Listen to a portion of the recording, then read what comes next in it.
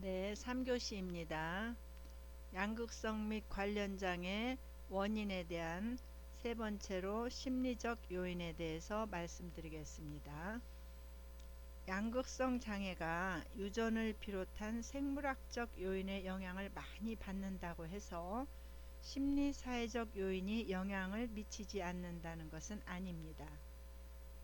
생물학적 요인은 양극성 장애를 유발하는 취약성을 제공하며 양극성 장애의 발병 시기나 발병 양상은 심리 사회적 요인에 큰 영향을 받게 됩니다. 정신분석 입장에서 양극성 장애의 조증 증세를 무의식적 상실이나 자존감 손상에 대한 방어나 보상 반응으로 보고 있습니다. 프로이트는 조증이 우울장애와 핵심적 갈등은 동일하지만 그 에너지가 외부로 방출된 것이라고 생각했습니다. 즉, 무의식적 대상의 상실로 인한 분노가 조증에서는 외부로 방출되었다는 것이지요. 에이브레엄은 우울장애가 갈등에 압도당하는 상태인 반면에 조증은 갈등을 부정하고 무관심한 태도를 보이는 상태라고 보았습니다. 또 카메론은 조증을 개인이 직면하기에 너무 고통스러운 현실을 부정한 결과 나타나는 정신병리적 현상이라고 보았습니다. 그는 조증과 주요 우울장애는 촉발 요인은 다르지 않으나 조증을 나타내는 사람은 주로 부정이라는 방어 기제를 광범위하게 사용하고 과대망상을 통해서 너무나 고통스러운 현실을 부정하고 그것과 반대되는 가상적 현실로 재구성한다고 주장하였습니다. 대상관계 이론을 주장한 클라인은 양극성 장애란 아동기에 선한 내적 대상을 자기 마음속에서 표상하는 데 실패했음을 반영하는 상태라고 보았습니다. 즉, 조증 환자들이 보이는 조증적 방어들, 즉 자신이 전능하다는 생각, 실제 생활과는 반대되는 지나친 행복감 등은 상실된 사랑의 대상을 구조하고 되찾기 위해서, 악한 내적 대상을 부정하기 위해서, 사랑의 대상에 대한 맹목적 의존을 부정하기 위해서 사용된다고 했습니다. 조증적 방어 자세는 부모에게 승리를 거둠으로써 아동과 부모 관계를 역전시키고자 하는 목적이 있으며, 이러한 승리의 욕구는 그 다음에 죄책감과 우울증을 초래하게 됩니다. 클라인은 성공 또는 승진한 후에 빈번하게 발생하는 우울증은 부분적으로 그와 같은 기제 때문에 생긴다고 주장하였습니다. 다음으로 치료에 대해서 살펴보겠습니다. 조증기의 치료 목표는 조증 상태에서의 회복이지만 조증 증상으로 인한 자신과 가족 그리고 사회의 피해를 방지하는 것이 중요합니다. 대체로 조증일 경우에는 재산의 낭비나 가족 그리고 직장에 해를 끼치는 무리한 행위 등이 나타나므로 입원 치료를 하게 됩니다. 건강한 기간이 없이 조증 사파와 우울증 사파가 교대되는 경우는 회복이 어렵고 정신과 병동에 계속 있어야 할 정도로 예후가 나쁩니다. 전반적으로 주요 우울장애보다는 양극성 장애가 만성 경과를 밟기가 쉬워서 예후가 나쁩니다. 양극성 장애 1. 특히 조증 사파가 나타날 때는 입원 치료와 약물 치료를 우선적으로 고려해야 합니다. 가장 대표적인 항조증 약물은 리튬입니다. 리튬은 기분 안정제로서 모든 유형의 양극성 장애를 치료하는 데 사용되게 있으며 특히 조증 사파를 진정시키고 예방하는 효과를 지닙니다. 그러나 약물 치료만으로 양극성 장애를 조절하는 데는 현저한 한계가 있습니다. 따라서 양극성 장애의 치료와 재발 방지를 위해서는 약물 치료와 심리 치료를 병행하는 것이 필수적입니다. 관련 영상을 또 한번 보시겠습니다. 먹고 적절한 운동 습관을 잘 가지는 게 중요하듯이 양극성 장애도 마찬가지예요. 약물 치료가 필요하긴 하지만 이거는 치료를 잘 받으면 혈압이 돌아오고 혈당이 돌아오듯이 우리의 기분이나 행동, 에너지도 일상 수준으로 일반인 수준으로 정상 생활을 하는데 지장이 전혀 없을 정도로 돌아오고 더 중요한 거는 그 이후에 관리를 하는 게 더 중요하거든요.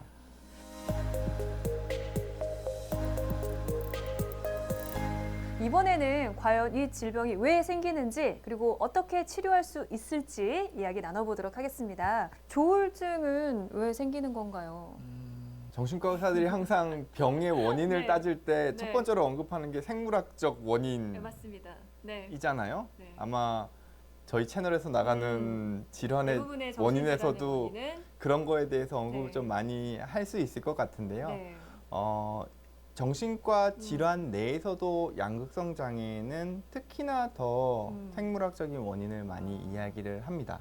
그런 생물학적인 원인에 대한 파악을 하려고 할 때 중요하게 사용하는 연구의 방법이 소위 이게 유전성이 얼마만큼 되느냐로 네. 따지거든요. 만약에 유전이 되지 않는 병이라 그러면 그건 사회 환경적인 부분에서 영향을 많이 받는다는 거겠죠. 근데 만약에 대를 이어서 혹은 형제 간에 쌍둥이 간에 유전성이 많다면 그거는 환경적인 그쵸? 부분보다는 생물학적인 원인을 더 크게 봐야겠죠. 근데 양성 장애인 경우에는 확실하게 가족력, 유전성이 연구에서 높게 나와요. 대표적인 게 이제 쌍둥이 연구 중에서 네. 서로 다른 환경에서 네. 입양되는 경우, 이런 경우는 확실하게 환경이 다르죠. 네. 예. 근데 쌍둥이 일란성 쌍둥이의 경우에 유전자는 동일하거든요. 네. 그런 경우에도 일치율이 상당히 높게 나옵니다. 그렇기 때문에 양극성 장애는 다른 정신과 질환보다도 더 생물학적인 원인을 생각해 볼 수밖에 없는 거죠. 왜냐하면 우리의 생각, 네. 기분, 감정, 행동, 네. 에너지를 담당하는 게 여러 그 신경 전달 물질들이 우리 내에서 네. 어떻게 작용하는지에 따라서 우리의 행동 방식들, 감정 방식들, 그리고 기분이 변화되거든요. 그렇기 네. 때문에 여러 그 증상들은 그러한 신경 전달 물질들의 불균형에 기인한다고밖에 볼 수는 없죠. 네. 예. 그렇다면 치료법 또한 그렇죠. 약물 치료가 좀 기본이 되겠죠. 그렇죠. 네. 근데 제가 이 말씀을 좀 드리고 싶어요. 양극성 장애 치료는요, 정신과 질환 내에서도 특히 뭐랑 비유를 많이 하냐 하면 고혈압 치료, 내과에서의 네. 고혈압 치료나 당뇨병 치료와 비교를 많이 합니다. 왜 그렇죠? 그 이유는 고혈압, 당뇨가 유전이 된다는 이야기는 아마 많이 네. 들어보셨을 거예요. 부모님이 고혈압, 당뇨가 네. 있는 경우에 자식도 그렇죠. 고혈압, 당뇨의 위험성이 높죠. 하지만 고혈압, 당뇨는 내가 어떤 식생활 습관, 운동 습관을 가지느냐에 따라서도 영향을 일정 부분은 받습니다. 근데 이미 고혈압과 당뇨가 분명하게 생겼을 경우에는 내가 식생활 조절을 열심히 하고 운동만 열심히 한다 그래서 혈압이 정상 수준으로 떨어지고 혈당이 정상적으로 떨어지지 않죠. 네. 왜냐하면 그건 이미 내 몸 안에서 혈압과 혈당을 관리하는 우리 안에 생물학적인 부분에서의 변화가 생겨버렸기 때문에 그거는 약물로 조절을 해줘야 되는 상황이 발생을 한 거거든요. 그러면서도 더 나빠지지 않기 위해서는 내가 건강한 음식을 먹고 적절한 운동 습관을 잘 가지는 게 중요하듯이 양극성 장애도 마찬가지예요. 양극성 장애도 일단 생물학적인 부분에서의 원인이 분명하게 있어서 약물 치료가 필요하긴 하지만 이거는 치료를 잘 받으면 혈압이 돌아오고 혈당이 돌아오듯이 우리의 기분이나 행동, 에너지도 일상 수준으로 일반인 수준으로 정상 생활을 하는데 지장이 전혀 없을 정도로 돌아오고 네. 더 중요한 거는 그 이후에 관리를 하는 게 더 중요하거든요. 그러면 혹시 뭐 조증일 때 먹는 약, 뭐 우울증일 때 먹는 약, 뭐 다른가요, 종류가? 조울증은 한 개인, 한 환자 내에서도 증상이 파도 타듯이 쭉 변해요. 네. 어떨 때는 좋아지고 어떨 때는 조증으로 갔다가 좋아졌다가 우울증으로 갔다가 이 모든 시점에 사용하는 약들이 다 다르고요. 사용하는 용량도 다 달라지게 됩니다. 조증이 아주 심하게 올라가는 상황이 된다 그러면 그리고 점점 더 올라갈 게 눈에 보이는 상황이라면 약물 용량은 상당히 높아지고 약물의 종류도 많아질 거고요. 네. 그러다가 정상 수준으로 떨어지게 되면 그 다음에는 유지 용량, 즉 다시 조증으로 가거나 다시 우울기로 넘어가는 것을 예방해주기 위한, 잘 조절해서 유지하기 위한 낮은 단계의 용량으로만 약물을 사용할 수 있죠. 아, 그럼 꾸준하게 이렇게 병원을 방문을 해야겠네요. 상태를 봐가면서 이렇게 먹어야 그렇습니다. 하기 때문에. 그렇습니다. 그래서 네. 양극성 장애는 사실 고혈압 당뇨에 네. 자꾸 제가 비유를 하는 이유가 고혈압 당뇨가 약을 먹고 난 다음에 내가 좋아졌다 그래서 그 다음부터 나는 다 치유됐으니까 더 이상 병원에 가지 않아도 돼 라고 생각하시는 분들 많지 네. 않으시죠. 그래서 많이 오해하시는 게 혈압약은 한 번 먹으면 평생 먹어야 되는데 이렇게 오해하시는 이유가 그런 것들 때문이거든요. 물론 약물 치료도 중요하고 일상생활 중에 관리 두 개 다 중요합니다. 마찬가지로 양성장애 같은 경우에도 관리가 훨씬 더 중요한 부분들이 있어요. 그래서 가급적이면 한 선생님 혹은 한 병원 그리고 본인에 대해서 잘 아는 진료기관에서 네. 꾸준하게 치료를 받으시면서 같이 상의하면서 증상을 관리해 나가시는 게 중요할 것 같습니다. 그러면 혹시 이 양극성 장애는 완치는 힘든가요?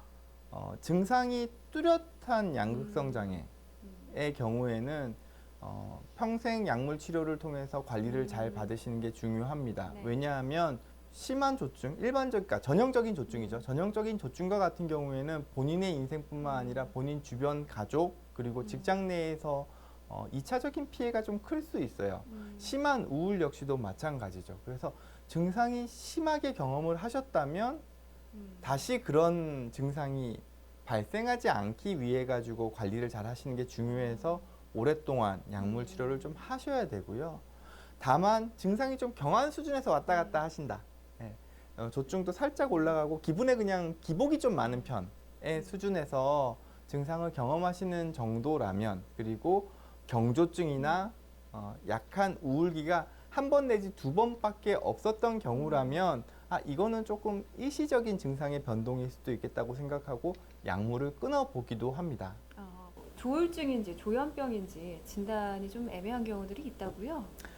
양극성 장애 같은 경우에는 정신과 질환 중에서도 비교적 최근에 진단이나 치료에 대한 게 많이 정립된 질환입니다.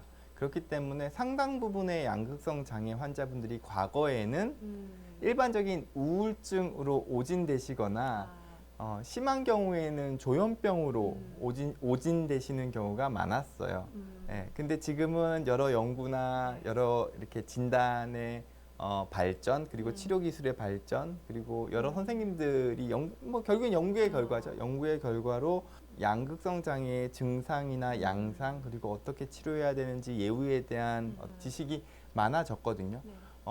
그렇기 때문에 요즘은 이제 어떻게 하면 우리가 더 정확하게 양극성 장애를 진단할 수 있을 것이냐에 초점을 두고 여러 환자들을 보고 있습니다. 그렇기 때문에 예전처럼 오진되거나 이런 경우는 많이 줄어들었어요.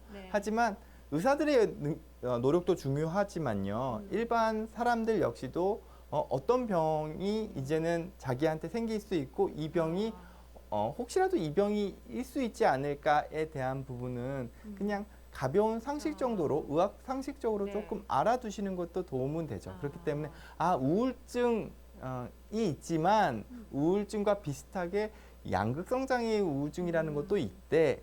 이 정도로 알아두시면서 이거는 치료가 완전 다르대. 이렇게 알아두시는 건 되게 좋을 것 같습니다. 그러네요. 이렇게 양극성 장애 이제 정확하게 진단을 내릴 수가 있고 또 정확하게 또 치료까지 가능하다고 합니다. 이어진 조울증에 대해서 한번 해볼게요. 정신과 이제 제가 진료를 보면 외래에 오시는 분들이 굉장히 많아요. 뭐라고 얘기하시냐면 선생님 저 감정 기복이 좀 심하고 하는데 혹시 이거 조울증 아닌가요? 이렇게 얘기하시는 경우가 있거든요. 두 분도 뭐 실습 학생 때 아마 많이 보셨죠? 네. 좀 어떠셨어요, 약간? 근데 사실 실습 학생 때는 입원하고 나서 본 거라서 그렇죠. 심할 때 본 건 아니고 예. 그래서 저는 그냥 크게 다른 거를 못 느끼겠더라고요. 오히려. 저도 마찬가지였던 것 같아요. 되게 심할 땐 이야기를 들어보면 밖에서는 되게 좀 그랬었는데 지금 이야기해 볼 때는 뭐 잘 모르고 조금 이제 안정이 되셨을 때 네. 봤으니까 오히려 그렇죠. 아는 사람 제 친구 중에 하나가 이제 조증이 있어가지고 오. 조증 사파가 오면은 차를 사러 가요. 그게 증상 중에 하나죠. 진짜 막 실제로 사요? 사진 못하죠. 못 돈이 하죠. 없으니까 못 쓰니까. 카드 막 긁고 하는데 안 되고. 안 되고. 아, 그게 한도가 안 돼서. 네, 한도가 안 돼서. 일단은 조증을 좀 설명을 드리면 외래에 오셔서 저 조울증 같아요 하시는 분들은 대부분 우울증이에요. 그러니까 그분들이 얘기하는 거 예를 들어 이게 정상 기분이고 이게 우울증이면 감정 기복이 요렇게 있다고 하시는 거예요. 그분들은 우울증에서 정상 기분 왔다 갔다. 근데 조증은 정상 기분보다 위에 있는 거예요. 이렇게 되는 거예요. 조증은 실제로 이제 어떤 기분이냐면 기분이 굉장히 들뜨고 막 에너지가 넘치고 막 즐거워지고 막 행복감에 차 있고 이렇게 말을 들으면 되게 좋은 증상인 것 같아요. 그러니까 저도 예전에 그 기억이 나는데 병원에 오셨던 분들 중에 자기가 막 너무 대단한 사람이 된 것 같아가지고 막 사업도 엄청 벌이고 다 망하고 그런 분이 계셨어요. 환자분 면담을 하면 이 감정의 전염성이 돼서 나도 굉장히 좀 행복감이 전해지고 이분이 굉장히 신나구나라는 게 느껴질 정도로 기분이 그런데 꼭 신나는 기분만 있는 게 아니라 이제 영어로는 이리터블하다. 그러니까 우리말로는 좀 짜증나고 감이 난 기분도 조증의 증상이에요. 그리고 아까 우창현 선생님도 말했지만 그런 증상들 중에 사업에 갑자기 투자를 한다거나 사치를 하거나 이게 뭐 그러니까 그분이 딱 그거였어요. 평상시랑 다른 모습이죠. 누가 봐도 이 친구가 원래 그런 소비 패턴이 아닌데 갑자기 들떠서 그러는 거고 대표적인 증상이 2, 3일 동안 막 잠을 안 자도 하나도 안 피곤하고 근데 그게 진짜 안 피곤한가요? 그러니까 너무 신기해요. 그러니까 이게 진짜 병인 거죠. 그 조증 사파일 때는. 그리고 막 자신감도 넘치고 내가 무슨 사업을 벌이겠다 그리고 뭐 갑자기 나 회사를 그만두고 시험을 준비하겠다. 그래서 막 갑자기 시험 준비를 하고 뭐 그럴 수도 있고요. 평소보다 말도 엄청 많아지고 막 여기저기 전화하고 좀 이런 부분도 있고 머릿속의 생각이 사고 과정이 엄청 빨라져요. 근데 머릿속을 우리가 꿰뚫어 볼 수 없잖아요. 사고 과정을 어떻게 우리가 알 것 같아요? 대화. 그렇죠. 네. 언어가 사고를 반영하기 때문에 말이 엄청 빠르고 막 그래요. 그리고 뭔가에 집중하기보단 굉장히 분주하고 주의산만하고 이런 모습이 한 일주일 정도 쭉 지속될 때 그걸 우리가 조증 사파라고 해요. 그 기간을. 예. 힘들겠다. 그래서 네. 조증 사파랑 우울증이 같이 있으면 혼재돼 있다. 믹스드 타입이라고도 하는데 그런 경우도 있고 예를 들어 조증이 한 일주일 있고 괜찮다가 또 이제 우울증이 뭐 한 달 정도 있고 이런 게 이제 반복적으로 나타나는 거죠. 그러니까 조증 사파, 우울증 사파가 뭐 매번 있는 게 아니라 좀 증상이 좋아져서 중간에 우울증이 좀 있으시다가 좀 좋아져서 또 보통 기분으로 사시는 경우 있다가 또 조증 사파가 있는 경우가 있고 왠지 기분이 좋으면 괜찮은 거 아니냐 행복하면 좋지 않냐 이럴 수 있는데 생각보다 자살률도 굉장히 높고 네? 예, 일반 인구의 양극성 정동장애 조울증이 갖고 계신 분들은 자살도 일반 인구의 한 15배 엄청 많이 하시네요. 그게 조증일 때 자살하시는 거예요? 우울증일 때 자살하시는 거예요? 다 있을 수 있고 그렇기 때문에 사실 꼭 치료해야 되는 병이고 대부분 우울증일 땐 잘 안 오세요. 왜 그러냐면 우울증일 땐 주변 분들도 그렇게 행동이 티가 나거나 그러진 않고 오히려 조용하고 의기소침하고 그렇죠. 보이지 않으니까. 예, 근데 조증 사파 때 입원이나 응급실에 많이 오시고 이제 진료를 하다 보면 몇 년 전, 몇 개월 전에도 이렇게 얘기를 하다 보면 그때를 우울증 사파가 좀 있었구나 이렇게 볼 수 있고요. 제대로 좀 치료를 받으셔야 돼요. 왠지 조울증은 우울증에 비하면 좀 괜찮다. 저는 그렇게 느낌이 드는데 그럴 수 있는데 아닙니다. 더 좀 위험할 수도 있고 어떻게 보면 근데 또 약만 또 제대로 복용하시면 또 치료가 되니까 치료를 좀 받으셨으면 좋겠어요. 그래서 네. 그것도 뇌의 어떤 호르몬의 문제인 거예요? 그렇습니다. 뭐 우울증이랑 비슷하게 뭐 세로토닌이나 이런 부분이 또 작용하는 부분이고 약물도 그런 쪽을 좀 조절하는 약물이기 때문에 꼭 치료를 좀 받으셨으면 좋겠어요. 근데 신기해 이게 올라갔다가 내려갔다가 그대로 있다는 게 뭔가 그런 경우도 있어요. 갑자기 입원해서 우울증으로 오셨다가 확 조증으로 가시는 경우도 있고. 그러니까 너무 바닥이 있으면 이게 치고 올라가는 이 양극성 정동장애 이제 핵심 감정은 실제로 이분들의 면담을 해보면 핵심적으로 우울증이 있어요. 그거를 이제 보상하고 이겨내기 위해서 조증을 하는 거예요. 약간 방어 기제로. 내가 너무 힘들고 괴롭고 슬픔을 이기기 위해서 나 자신에게 어떻게 보면은 나는 훌륭한 사람이고 대단한 사람이고 이런 그런 약간 슬프네요. 그렇죠. 뭐 솔직히 300억, 400억 있는 사람이 슈퍼카 사는 건 그건 누가 조증으로 보겠어요. 근데 그런 부분이 또 있습니다. 어쨌든 많이들 댓글이나 이런 걸 한번 리뷰를 달아달라고 하셔서 한번 해봤고요. 또 궁금하신 게 있으면 언제든 홈페이지나 댓글로 남겨주시면 저희가 또 한번 준비를 해보겠습니다. 네. 가 온라인에서 공개적으로 영화배우 유아인을 특정하며 경조증이 의심된다고 말해 논란이 있었습니다. 동시에 경조증이 이것의 증상 중 하나라고 알려져 이것 또한 화제가 됐는데요. 이것은 바로 조울증입니다. 오늘 건강프라임에선 기분장애의 대표적인 질환, 조울증에 대해 알아보겠습니다. 조울증이란 우리가 일상적으로 느끼는 기분의 변화에서 그 폭이 큰 것을 말합니다. 즉, 기분이 가라앉아 우울하거나 혹은 기분이 과하게 좋아져서 흥분한 상태가 되는 것을 반복하는 양극성 장애인 건데요. 조울증의 증상은 보통 시기별로 우울증, 경조증, 조증의 순으로 나타납니다. 만약 평소 안 그러던 사람이 갑자기 짜증을 많이 내거나 거만해진다면 위 시기 중 하나에 해당하는 조울증일 가능성이 있는데요. 각 시기별로 어떤 증상을 나타내는지 알아보도록 하겠습니다. 우울증 시기가 되면 일반적인 우울증 증상하고 똑같은 증상을 보이게 됩니다. 예를 들면 기분이 우울해지고 모든 것이 재미없이 느껴지고 의욕도 없어지죠. 또한 피로감을 느끼게 되고 그 다음엔 무력감, 나아가 절망감 등을 느낄 수도 있습니다. 이어 식욕의 변화로 인한 체중의 변화도 동반됩니다. 반대로 조증 시기가 되면 기분이 고양돼서 과하게 좋아집니다. 그래서 평상시보다 자신감도 넘치고 에너지도 넘치게 되죠.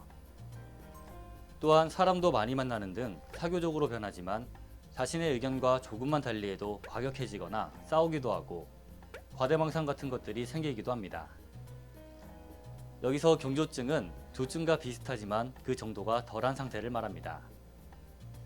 그렇다면 조울증은 왜 발생하는 것인지 그 원인을 알아볼까요? 아직은 정확하게는 알려지진 않았지만은 생물학적인 원인도 있고 심리사회적인 원인도 있다고 알려져 있어요. 생물학적인 원인이라는 것은 뇌의 어떤 취약성을 갖고 있다는 얘기입니다. 예를 들어서 뭐 세로토닌에 문제가 있다든지 뭐 도파민에 문제가 있다든지 이런 얘기를 하는데 조울병 환자가 우울한 시기에는 세로토닌의 기능이 떨어져 있다고 알려져 있고요. 조증 시기에는 도파민의 기능이 조금 올라가 있다고 알려져 있습니다. 심리사회적인 원인이라는 것은 이런 취약성이 갖고 있는 사람들이 스트레스를 받았을 때 병이 생긴다고 알려져 있는데 이런 스트레스 관련된 부분을 심리사회적인 원인이라고 얘기를 해요. 그래서 이 두 가지 취약성이 있는 사람이 스트레스를 받으면 조울병이 생긴다 그렇게 설명을 하죠. 조울증에 대해 더 자세히 알아보도록 하겠습니다. 첫 번째, 조울증 증상은 계절에 따라 정도가 다르다던데 사실인가요? 네, 조울증은 계절에 따라 그 정도의 차이가 있다고 합니다. 사실 대부분의 기분장애가 계절적인 변화에 따라 차이를 보이는데요. 보통 봄에는 더 들뜨게 되고 늦가을이나 겨울에는 조금 가라앉는 성향을 보인다고 합니다. 두 번째, 조울증, 예술 분야에 종사하는 사람들이 더 잘 걸리는 것 같던데 맞을까요? 그렇지 않습니다. 조울증이 유발하는 것에는 특정 직업과는 관련이 없다고 하는데요. 따라서 예술 분야에 종사한다고 해서 조울증에 더 잘 걸리는 것은 아닙니다. 하지만 밤샘 작업과 같은 불규칙한 생활을 유지한다면 조울증을 유발할 수는 있다고 합니다. 마지막, 조울증은 자가진단이 가능한가요? 조울증을 자가평가할 수 있는 측정 도구들이 존재하긴 합니다. 여러 가지 질문들에 체크를 해서 점수를 내는 것인데요. 이런 것들을 통해서 어느 정도 평가할 수는 있지만 중요한 것은 전문가의 도움이기 때문에 조울증이 의심된다면 하루빨리 내원해서 진료를 받아야 합니다. 그렇다면 조울증은 어떻게 치료해야 할까요? 생물학적인 원인에 대한 치료가 있고요. 심리사회적인 원인에 대한 치료가 있습니다. 생물학적인 원인에 대한 치료의 대표적인 게 약물 치료입니다. 약물로는 기분 조절제라는 약물들이 있고, 또 한 가지는 항정신병 약물이라고 해서 과거에 조현병 치료에 이용됐던 약물들이 조울병 치료에도 효과가 좋다고 해서 이용이 되고 있습니다. 심리사회적인 치료라는 것은 아까 얘기했던 스트레스 부분에 대해서 이거를 처리하는 여러 가지 상담 기법들이 있습니다.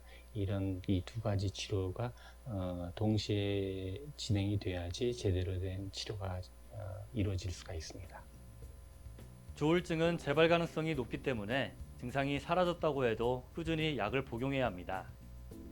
그러나 문제는 조울증 환자의 경우 본인의 상태가 괜찮다고 느낄 때 문제가 없다고 생각해 약을 끊는 경우가 있다는 건데요.